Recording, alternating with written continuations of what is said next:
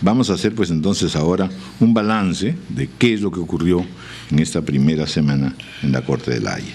Está por teléfono con nosotros el canciller Rafael Roncayolo, que ya ayer también tuvo varias entrevistas, el internacionalista y parlamentario andino Alberto Adriancén. Le voy a preguntar ahora al doctor Alberto Adriancén si en efecto la estrategia que se ha seguido por el equipo peruano ha sido la adecuada. 1. 2.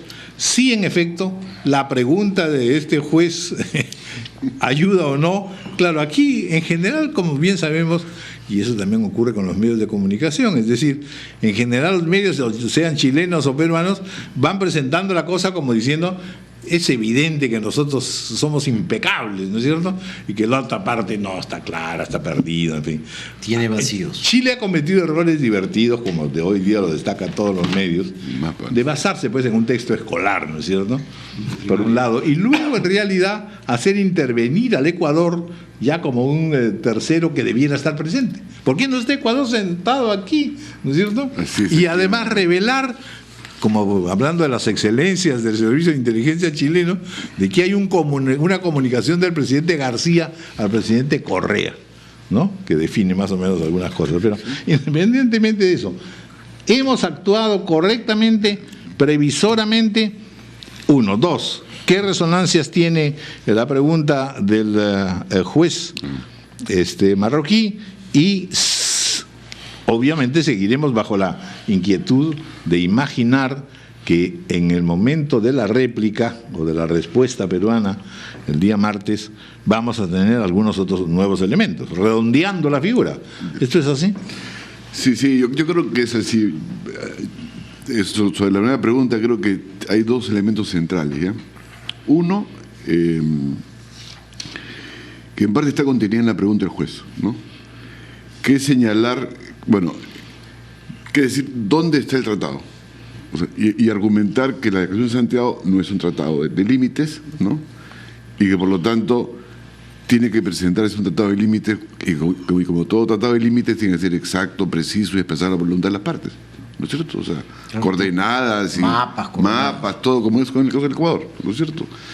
Aquí hay un abogado, o sea, ¿dónde está el cuerpo del delito? Más o menos para que haya delito, ¿no es cierto? Entonces, el delito es el tratado de límites y el tratado no existe. Hasta ahora lo que ha hecho Chile es presentar por eso está bien lo que dice el abogado peruano, ¿no? Este es una suma de piezas de rompecabezas distintos, que vienen a su vez a armar otros rompecabezas sobre piezas distintas, entonces, lo cual es imposible, no calzan las piezas. Y lo segundo que está más vinculada a la pregunta es la siguiente, ¿no? En ese momento, por el tipo de derecho en la práctica, no se podía hacer un tratado de límites, porque estos problemas de los límites son consecuencias del nuevo derecho internacional marítimo que se consagra en la Comisión del Mar. Por eso la palabra general es muy importante en la pregunta del abogado, ¿no es cierto?, versus lo particular que es el derecho marítimo específico. Por eso hoy día tienes una cantidad no sé si de juicios o de búsqueda de limitar la frontera marítima en casi todo el globo terráqueo, porque hay un nuevo derecho marítimo. Y eso es lo que dice el Perú. Y lo tercero que me parece muy importante es que esto no es un problema del pasado, ¿no? Porque yo creo que los chilenos esperaban... Eso estaba claro. Un discurso clásico peruano, ¿no es cierto? Que Arica, que Tarapacá... Quejoso. Que, claro, revanchista. Revanchista, quejoso y que siempre depresivo. Piden algo más. Entonces, y eso me parece fundamental en un doble sentido, porque en el sentido que ha descolocado a los chilenos, esperaban un discurso de esa naturaleza y no lo han... entonces, este hecho de haber cambiado también y las disculpas de uno de los abogados es tremendo, ¿no es cierto? Claro. Como diciendo, hemos sentido el golpe de la estrategia. Yo creo que Chile ha subvalorado al Perú, como sucede muchas veces, pero lo ha subvalorado. Y lo segundo, que al decir, este es un hecho moderno, un problema moderno de esas décadas, le permite a Chile y al Perú partir de un nuevo punto para buscar un nuevo tipo de relación. Mi argumento es que tú no estás frente a un problema trágico como es la guerra del Pacífico, sino frente a un problema moderno como es el problema de los límites, consecuencia de un y que resulta un tanto artificial en la manera en que se ha ido construyendo como problema. Así es, pero en todo caso, eso nos permite, en base a la solución del tribunal, ver con otros ojos el pasado, en mi opinión, de la relación peruano-chilena, que me parece fundamental. Eso es lo que debiera permitirnos, o eso es lo que hay que construir, porque no estamos ciertos que en este momento toda la sociedad peruana y chilena estén en ese ánimo. Evidentemente hasta los medios pues entramos en la causa. Este es un partido de fútbol. El propio ex canciller y jefe de la delegación Ana Magna ha dicho pues el que se pica pierde. O sea, es evidente que tenemos como cualquier otra acción pues deportiva y ese convencimiento hay que construirlo. Así es una tarea colectiva, presidente, Perú y Chile, ¿no? Claro que sí. Bueno, vamos a hacer una pausa, 9:35 y continuamos. ¿Cuánta es la resonancia que una solución final de este tema de la Haya y de la diferencia del litigio peruano-chileno puede modificar o ayudar a cambiar las relaciones hemisféricas? Bueno, es casi otro programa, pero voy a hacer un intento de resumen, ¿no? Primero, yo creo que con el Ecuador las cosas marchan realmente muy bien, ¿no? O sea, muy bien. Yo he vivido en el Ecuador, conozco bastante el Ecuador, tengo grandes amigos ecuatorianos y creo que las relaciones con el Ecuador en el lapso de más de 10 años han notablemente mejorado. Y expresión de eso es que Ecuador haya firmado con el Perú un tratado de límite del mar el año 2011, o sea, en concreto, y que hoy día esté siendo atacado por un abogado de la parte chilena, ¿no es cierto?, con el argumento que el silencio vale oro. Sin embargo, yo creo que el caso del Ecuador, por su naturaleza, que no voy acá a explicarlo, es un caso que yo llamo de la herencia colonial, porque tiene que ver con las formas de limitaciones que se heredó de la colonia y que es este concepto que maneja mucho la diplomacia peruana de heredad territorial. El caso boliviano es mucho más complicado porque es un problema de la República, ¿no es cierto? Y creo yo que estos problemas, sobre todo con Bolivia, se resuelven con la integración. O sea, mi punto de vista es que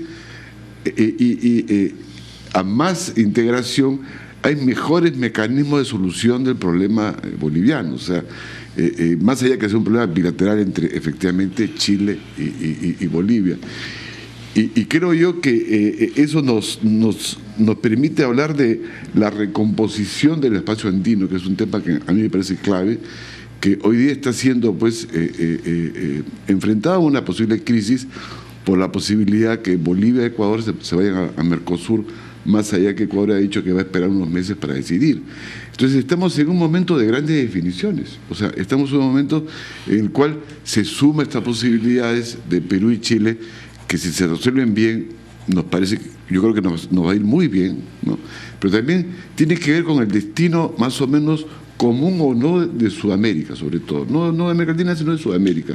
Y creo yo que la parte andina, que como bien se ha dicho acá, es una parte muy rica, que mira al Pacífico, puede cumplir un papel de eje de integración de América del Sur, que también tiene que mirar al Pacífico, ¿no es cierto?